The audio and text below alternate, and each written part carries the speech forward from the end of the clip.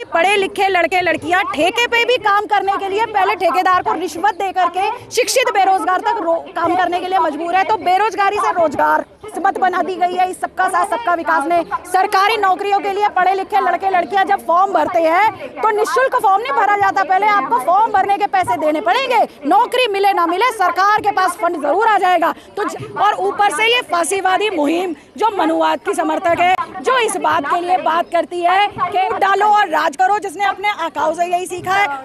हर चीज को धर्म के नाम पर कम्युनलाइज करके और नफरत फैलाई जा रही है ताकि जनता की जो संघर्ष की एकता है वो न खड़ी हो सके।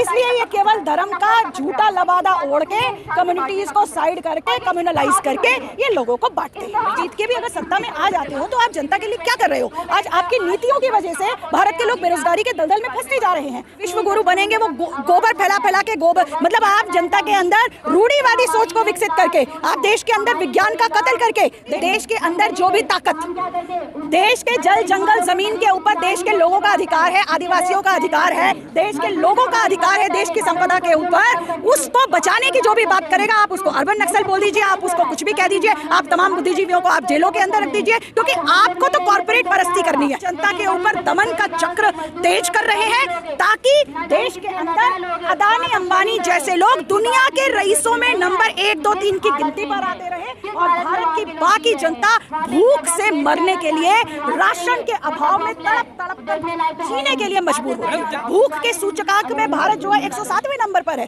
क्या विकास है?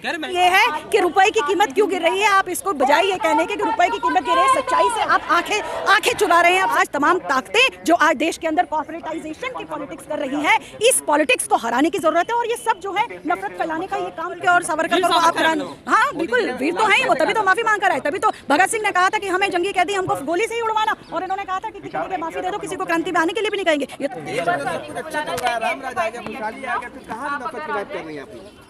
देखिए सब कुछ अच्छा तो हमें लगता है कि अदानी साहब के लिए हुआ है, आम जनता के लिए तो कुछ अच्छा है नहीं है, महिलाओं के लिए तो कुछ अच्छा है नहीं है। महिलाएं तो झेल रही हैं। दिल्ली शहर के अंदर 6,000 रुपए महीने में जो है 12 घंटे की ड्यूटी पे दिल्ली की फैक्ट्रियों में औरतें काम कर रही हैं। दिल्ली के सरकारी अस्पतालों में हाउस कीपिंग स्टाफ के अंदर 10,000 रुपए में सफाई कर्मचारी ठेके पे काम करने को मजबूर है। दिल्ली की पढ़े लिखे लड़के लड़कियां ठेके पे भी काम करने के लिए पहले ठेकेदार को रिश्वत दे करके शिक्षित बेरोजगार तक काम करने के लिए मजबूर है। तो बेरोजगारी से रोजगार तो हिंदुस्तान के युवाओं का भविष्य उनकी किस्मत बना दी गई है इस सबका साथ सबका विकास ने। सरकारी नौकरियों के लिए पढ़े लिखे लड़के लड़कियां जब फॉर्म भरते हैं तो निःशुल्क फॉर्म नहीं भरा जाता, पहले आपको फॉर्म भरने के पैसे देने पड़ेंगे। नौकरी मिले ना मिले सरकार के पास फंड जरूर आ जाएगा। तो जाने किसके लिए अच्छा है? आम जनता के लिए, जो भारत की 90% आबादी है और वो चाहे किसी भी धर्म की हो, उसकी स्थिति तो लगातार खराब है। और ऊपर से ये फांसीवादी मुहिम जो मनुवाद की समर्थक है, जो इस बात के लिए बात करती है कि भाई जिसकी फिलॉसफी है कि फूट डालो और राज करो, जिसने अपने आकाओं से यही सीखा है। और आज देश के अंदर ये जो है तमाम हर चीज को धर्म के नाम पर कम्युनलाइज करके ये जो है सामान्य अपराधों को भी, जो पितृसत्ता के अपराध है, उसका भी कम्युनलाइजेशन करती है। तो कुछ भी अच्छा नहीं है।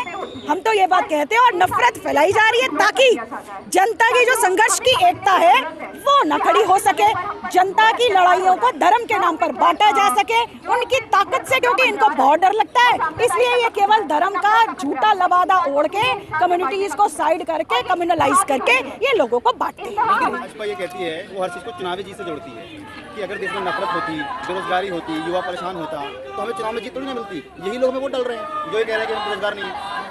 देखिए प्रश्न यही है कि भारत की पूरी चुनावी व्यवस्था, जिस तरह से चुनावी व्यवस्था आती है, 31% अगर आपको मिल जाता है तो आप मेजोरिटी में सरकार बना लेते हैं। चुनावी व्यवस्था की तो दिक्कत ये है कि बहुत सारे जो लोग हैं उनके पास राशन कार्ड नहीं है, उनके पास वोटर कार्ड नहीं है। और जिस तरह से तमाम ताकतें चुनावों के अंदर रिगिंग करती है, और उसमें तो बहुत बड़ा गेम ईवीएम मशीन्स का भी आता है, किस किस तरीके से चीजें हो रही हैं। तो सवाल ये है कि भाजपा जो ये बात कह रही है कि चुनावी जीत से अगर वो ये मान रही है कि जनता उनके साथ है, तो ठीक है, वो इस कंफ्यूजन में रह सकते हैं, पर वास्तविकता तो यह है कि बेशक आप सत्ता में आए हैं, सवाल यह है कि आप चुनाव जीत के भी अगर सत्ता में आ जाते हो तो आप जनता के लिए क्या कर रहे हो। आज आपकी नीतियों की वजह से भारत के लोग बेरोजगारी के दलदल में फंसते जा रहे हैं। आज आपकी नीतियों की वजह से भारत की 56% औरतें खून की कमी का शिकार हो रही हैं। आज आपकी नीतियों की वजह से, आज आपकी जो नई शिक्षा नीति आप जिस तरह से ला रहे हैं, उससे शिक्षा का निजीकरण होगा, जिससे कि भारत की ऑलरेडी औरतें, लड़कियां जिनका कि पहले से ही शिक्षा तक बहुत सीमित पहुंच है, वो और ज्यादा सीमित हो जाएगी। ये सवाल है। आप कह रहे हैं शिक्षा का निजीकरण हो रहा है, लेकिन मोदी जी कह रहे हैं कि देश विश्व गुरु बनेगा।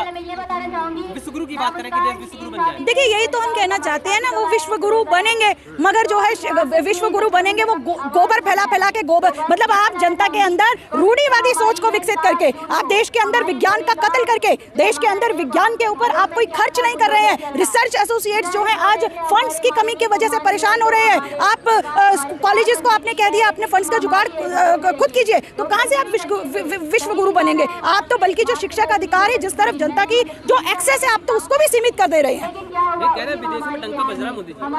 देखिए, वो तो कुछ भी कह सकते हैं, पर वास्तविकता तो ये है ना, विदेशों में डंका इस बात के लिए बच रहा है कि आप किस तरह से देश के अंदर साइंस का गला घोट रहे हैं, आप किस तरह से देश के लोगों के ऊपर रूढ़िवादी सोच थोप रहे हैं, आप किस तरह से देश के अंदर मानवाधिकारों का गला घोट रहे हैं, आप किस तरह से जो संविधान के मूल्यों के तहत जो बेल जैसी जो अधिकार है, right to bail, jail is an exception, bail is a rule, आप उसका जो है गला घोट रहे हैं। आप किस तरीके से बुद्धिजीवियों को जेलों में रखे हुए हैं, तो डंका तो आपको सच में बज ही रहा है। मैं कह रहे नक्सलवाद खत्म करें, बंदूक से भी नक्सलवाद खत्म किया जाएगा और जो कलम वाले नक्सलवाद है उन्हें भी खत्म किया जाएगा। देखिए, सवाल ये है कि ये कह रहे हैं नक्सलवाद खत्म कर रहे हैं, पर असल में तो ये कॉर्पोरेटाइजेशन लेकर आ रहे हैं, और इनको पता है कि भाई देश के अंदर जो भी ताकत, देश के जल जंगल जमीन के ऊपर देश के लोगों का अधिकार है, आदिवासियों का अधिकार है, देश के लोगों का अधिकार है देश की संपदा के ऊपर, उसको बचाने की जो भी बात करेगा, आप उसको अर्बन नक्सल बोल दीजिए, आप उसको कुछ भी कह दीजिए, आप तमाम बुद्धिजीवियों को आप जेलों के अंदर रख दीजिए, क्योंकि आपको तो कॉर्पोरेट परस्ती करनी है, क्योंकि आपने तो अपने आकाओं से यही सीखा है। 1857 में भी आपने यही किया था और आज भी आप यही कर रहे हैं। तो बात तो यही है कि आप जो है कुछ भी कहते जाइए, आप दरअसल में जनता के ऊपर दमन का चक्र तेज कर रहे हैं, ताकि देश के अंदर अदानी अंबानी जैसे लोग दुनिया के रईसों में नंबर 1, 2, 3 की गिनती पर आते रहे और भारत की बाकी जनता भूख से मरने के लिए, राशन के अभाव में तड़प तड़प कर जीने के लिए मजबूर हो रहे हैं। कोई देश का उद्योगपति, जब देश का उद्योगपति जैसे अडानी अंबानी अगर विश्व में सबसे बड़े ऊंचे पायदान में पहुंच रहे हैं, तो ये तो एक फख्र की बात होनी चाहिए। क्वेश्चन ये है कि किसकी कीमत पर पहुंच रहे हैं आप। जो है आप सबका साथ सबका विकास की बात कर रहे हो, 90% जनता जो है किस हालात में हो गई है, नौकरियां नहीं है लोगों के पास, नौकरियों की सुरक्षा नहीं है, और चंद लोगों के विकास, चंद उद्योगपतियों के विकास और कॉर्पोरेट घरानों को खुली लूट की छूट देने के लिए आप जो है उनके हितों की रक्षा करने के लिए बैठे हुए हैं। तो ये तो आपको देश का सेवक होने के नाते, आप तो प्रधान सेवक होने की बात करते हैं ना, तो क्यों नहीं देश के तमाम लोगों के पास राशन कार्ड है, क्यों नहीं सबको सस्ता राशन मिलता है, क्यों देश के लोग महंगाई के चक्कर के तले पीछे चले जा रहे हैं, पूछना चाहते हैं हम।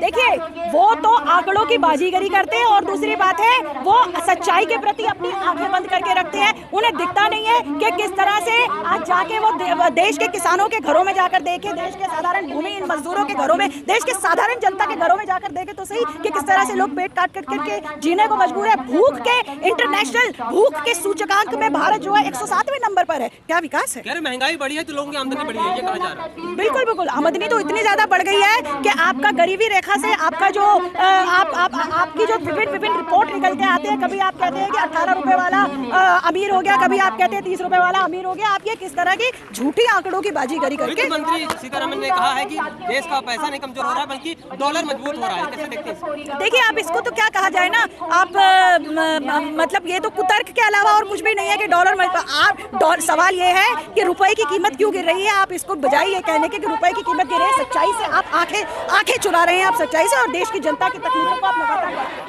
राहुल गांधी पद यात्रा कर रहे हैं नफरत के खिलाफ, वो देश को जोड़ने निकले हैं, सभी जात बिरादरी को जोड़ने निकले हैं। कि कांग्रेस में सिर्फ फर्क यह है कि एक सॉफ्ट हिंदुत्व है और देश को जोड़ने में यही कांग्रेस की नीतियां थी।